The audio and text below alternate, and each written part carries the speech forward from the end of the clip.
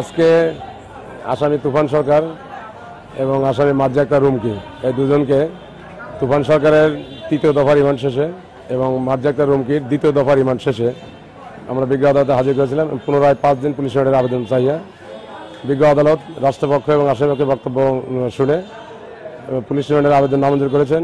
আসামিদের পক্ষ থেকে জামিনের প্রার্থনা ছিল, তাদের জামিনও নামঞ্জুর করেছেন। তবে আসামিদেরকে জেলগেটে জিজ্ঞাসাবাদের জন্য 7 দিনের মধ্যে জেলগেটে জিজ্ঞাসাবাদের জন্য আদেশ করেছেন। আমি অ্যাডভোকেট সাদাত হোসেন সহল। অ্যাকচুয়ালি আজকেই আমি এই চাঞ্চল্যকর মামলাটিতে ডিফেন্স লয়ার হিসেবে ইনভলভ হয়েছি। তো আজকে রিমান্ড শুনানির আবেদন করেছিল আপনার প্রসিকিউশন পক্ষ থেকে, আমাদের পক্ষ থেকে আমরা বেল প্রেয়ার করেছিলাম। তো আমরা যে পয়েন্টগুলো বলেছি, আসলে অ্যাকচুয়ালি এই মোকদ্দমাটি কেবলমাত্র এই আইনগত দিক থেকে আসলে এই মোকদ্দমাটি পুরো একটি ষড়যন্ত্রমূলক মোকদ্দমা। আমার যে ক্লায়েন্ট তারা আসলে সম্পূর্ণ নির্দোষ। বিষয়টিকে বিবেচনা করে আইনি দৃষ্টিভঙ্গি থেকে বাস্তবতার নিরিখে তিনি রিমান্ড নামঞ্জুর করেছেন।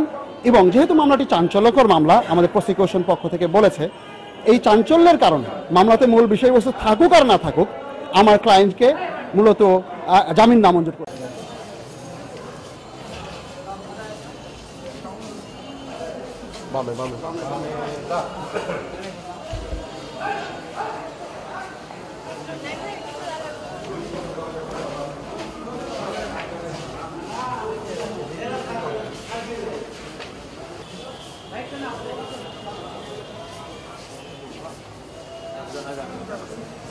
আর কত করবে রে?